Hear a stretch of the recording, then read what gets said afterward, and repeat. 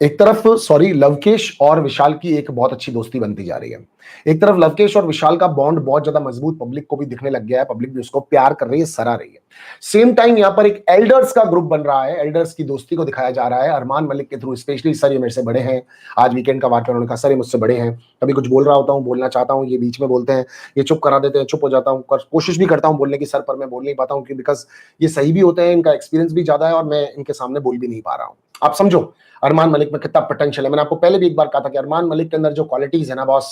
जिस तरह वो गेम को समझता है, जिस तरह उसने सना मकबूल के बारे में बोला कि एक स्नेक है, जिस तरह आज विशाल के पेरेंट्स का पूरा नैरेटिव पकड़ करके उन्होंने कटारिया के ऊपर पूरी ऑडियंस को डाल दिया कि सारी ऑडियंस का फोकस कटारिया पे चला जाए कि मैंने तो जो कुछ भी किया वो हिट ऑफ द मोमेंट पे किया, लेकिन मुझे अग्रेसिव करने वाला, मुझे चढ़ाने वाला, मुझे इस हद तक ले जाने वाला न कि मेकर्स है, न ही कोई और है, वो कटारिया है। मेकर से भी आज उन्होंने माफी मांगी। मैं मेकर से माफी मांगना चाहता हूं, विशाल के पेरेंट्स को देख के मैं इनसे, उनसे, पेरेंट्स से, सबसे माफी मांगना चाहता हूं, क्योंकि आप लोग जो कह रहे हैं वो ठीक होगा, लेकिन मुझे जहां तक लेकर के कोई गया तो वो ये विशाल है, वो सॉरी वो ये कटारिया है। उनकी वाइफ ने जब ये बोला कि उनके पेरेंट्स को मैंने नमस्ते बोला, उन्होंने पलट के नमस्ते नहीं बोला, तो वहां पर भी अरमान पलट के बोला कोई बात नहीं, कोई फर्क नहीं पड़ता, अगर उन्होंने बोला तो बोला, नहीं बोला तो नहीं बोला, अपने बड़े हैं ना, अपना अपना काम था। साथ ही साथ उन्होंने इस चीज को भी डाल दिया कि देखो पेरेंट्स है, पेरेंट्स को कभी उनका बच्चे गलत नहीं लगते हैं। साथ ही साथ कि उन्होंने आकर के यहाँ नैरेटिव सेट करने की कोशिश की, उन्होंने अपने बेटे को खुश करने की कोशिश की, पंप कर दिया, जो वो दब रहा था, डर रहा था, उसको वो ठीक कर दिया। चाहे इनकी दोस्ती को कितना भी बड़ा बता रहे हो, लेकिन मैं तो साफ जानता हूं कि कटारिया की वजह से ये सब कुछ हुआ, वरना ये नहीं होता।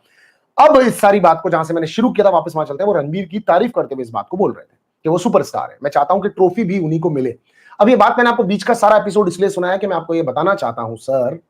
एंड मैम, जो भी मुझे देख रहे हैं, सुन रहे हैं, इसके पीछे एक बहुत बड़ा गेम है। अरमान मलिक ये देख रहे हैं कि मैं नहीं जीतूंगा, ये मुझे पता है, क्योंकि मैं 10 बार 15 बार वैसे स्टेप्स ले चुका हूं, मैंने हाथ भी उठा लिया है, मैं अच्छी बुरी हरकतें भी कर रहा हूं, और उनको ऑफकोर्स पता है जनता उनसे कितना प्यार करती है बार। तो वो इस चीज के ऊपर ये जानते हैं कि एल्विश का दोस्त कटारिया कहीं जीत ना जाए, कहीं वो जीत ना जाए, इस वजह से उन्होंने क्या बोला, वो ये भी कह चुके विशाल से वो क्यों नहीं डर रहे, जबकि उसके 9 मिलियन फॉलोवर है, इसके 1.8 मिलियन फॉलोवर है, उसके बावजूद भी क्यों नहीं डर रहे, क्योंकि वो कहते हैं कि फेक फॉलोवर्स लेकर के 50% ये सेलिब्रिटी सारे घूम रहे होते हैं। बॉम्बे वाले स्पेशली बोला था, तो बॉम्बे वाला कौन है,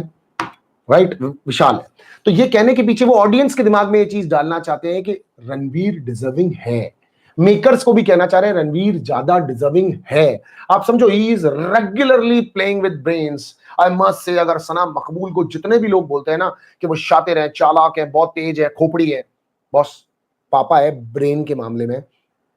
अरमान Malik, a brutal brain, a brutal brain I must say. तो आप समझो मेरी बात को, मैं तारीफ कर रहा हूं इस ब्रूटल ब्रेन की, बिकॉज ये बहुत दूर तक लोगों के मंसूबों को, प्लान्स को,